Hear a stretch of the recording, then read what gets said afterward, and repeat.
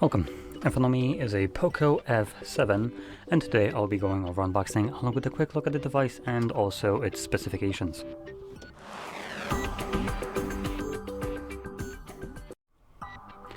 So let's just first pop the box open so we can get the phone out. There we go.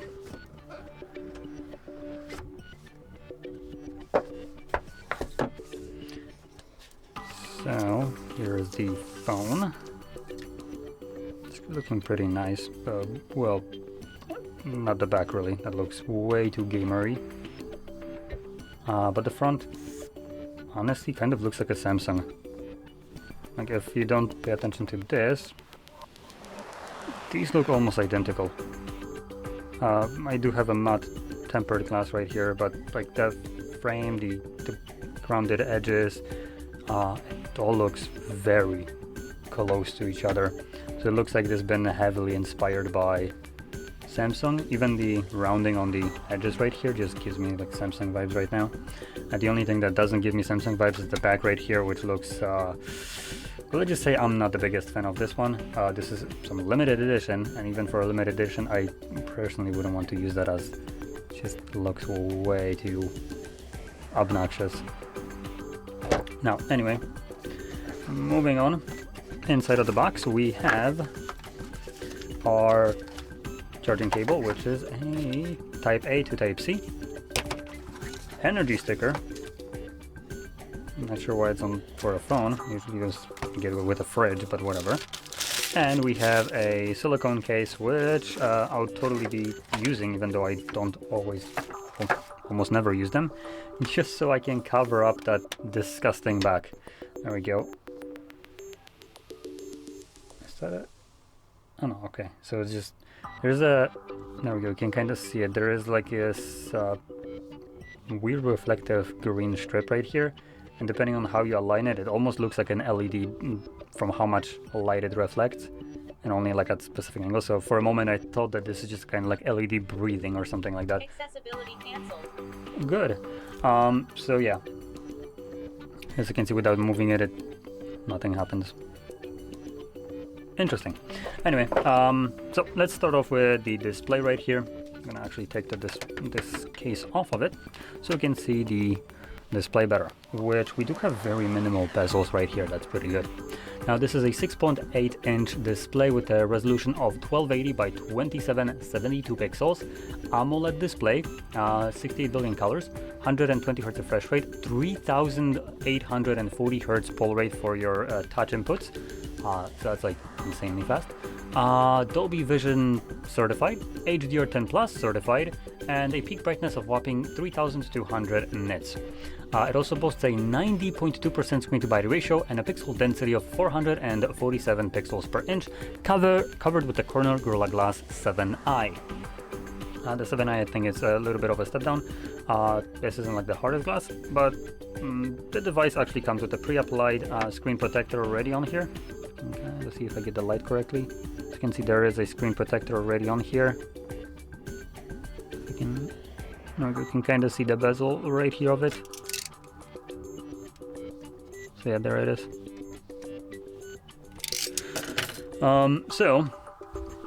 The display right here is actually really good.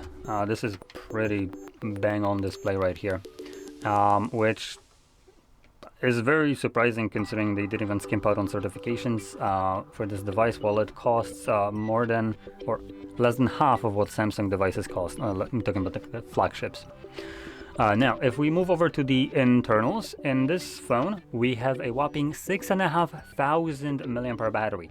That's because Xiaomi, unlike Samsung, isn't stuck in the past, afraid that their phone's gonna start blowing up, because they figured out that shit a long time ago, and they moved on to newer, better batteries, like the silicone carbon type that they're using in here, which allows them to have a same size footprint of a battery while packing more energy into it. So instead of having like a 5000 mAh battery that you'd normally have in a phone like this, for instance something like the S25 Ultra has, they have a better battery type, which allows them to have 6500 milliamps.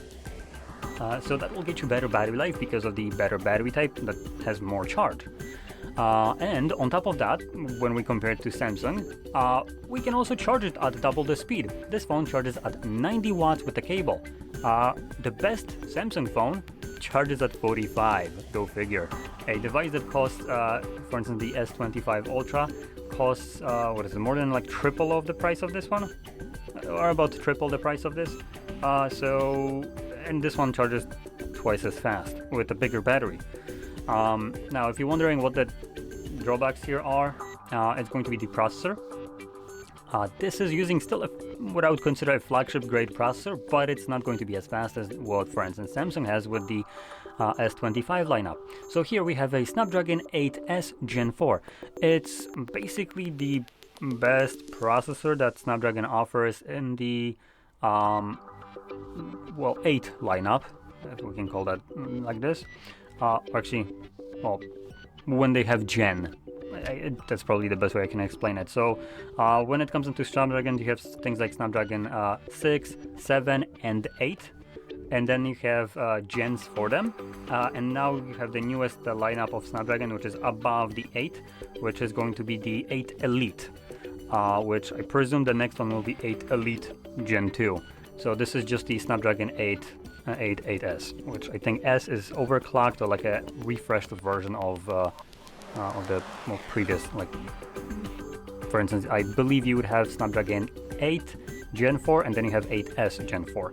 I think that's how it goes, but I could be just a little bit wrong about this one. So in any case, we still have a stupid fast processor in here, one that can get you through basically everything that you need to throw at it. Gaming, all that stuff will be, this processor will breeze through it.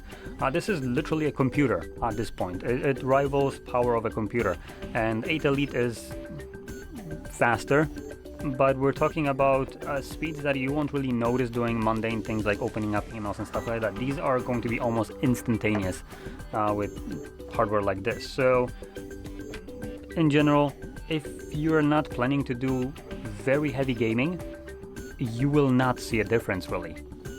Typical user will never see a difference between even, I believe, like a Snapdragon 7 on a day-to-day usage, unless you're just being told and literally shown side-by-side comparisons of the speeds at which it opens up applications. Then you might just see just a slither of a difference, but in general, if you were handed a much lower processor, for instance like the Snapdragon 7, and told that this is the 8 or even 8 Elite, you won't really be able to dispute that, because they're all already so, I would say, so stupid fast. Moving on, let's talk about now the storage right here. So this device comes with a 256 gigs of storage and 12 gigs of RAM. As a base entry for this phone, this is actually pretty good. Unfortunately, Unfortunately, there is no expandable storage for this phone, so you only have a SIM tray right here, no SD tray. But the storage that we have right here is the UFS 4.1, which is pretty good. It's a fast storage that will allow you to basically easily play and record at 4K 60.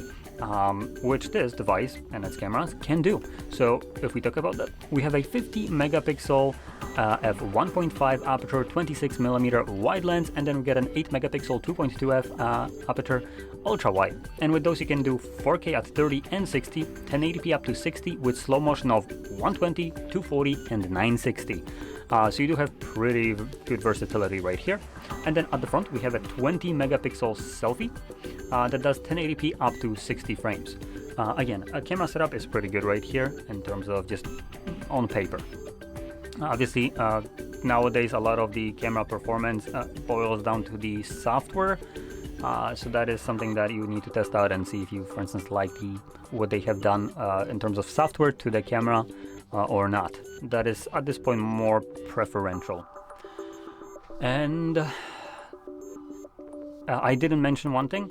There is a higher end model of this, which comes with 512 gigs of storage and 12 gigs of RAM. Again, no expandable storage. Now, the device is running Android 15 with HyperOS 2, and obviously it's gonna get, I believe, like 3 years of upgrades for the device. So obviously you're looking for like future Android releases that keep on like sticking up with the name. You're looking at Android 18 possibly supported on here. But again, names might change, and I think it's 3-year support.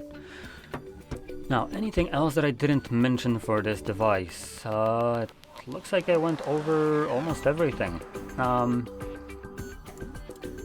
One thing actually that I didn't mention, actually there's two things. So apparently the India model of this device, which it's going to be the same, packs a 7,550 mAh battery, and I don't know if this is the same battery that you have. I've recently learned from Mr. Who's the Boss, which he did a video about some phone that apparently Europe has some kind of limitations on battery capacities. So the phones actually come with the same battery between different regions, but the battery is locked to have a smaller capacity by somehow. Well, it still actually like physically holds more charge, just software locked.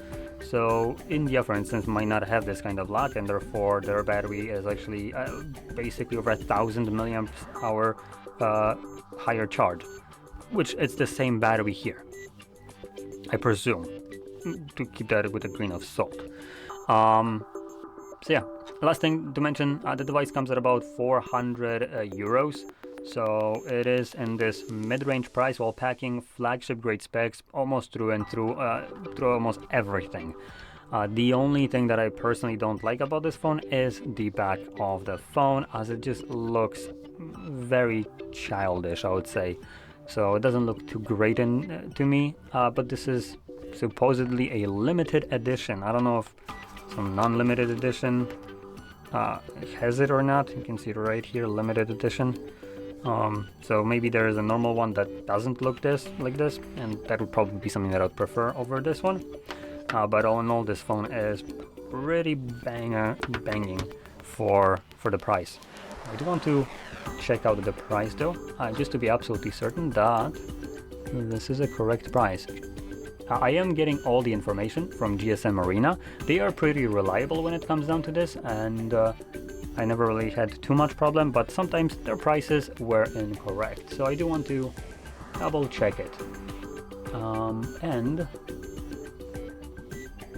well, how we done? Did this phone cost close? It's a little bit more. Right, it's more like 400. About 100 more, right? No, wait, no. So yeah, it's 400. So yeah, that's about it.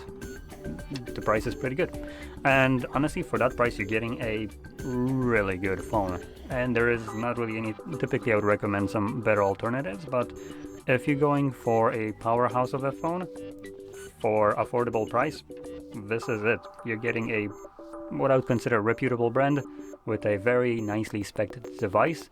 That will offer anything that you need in terms of a feature set for very enticing price. I do want to point that out. This price is just so good.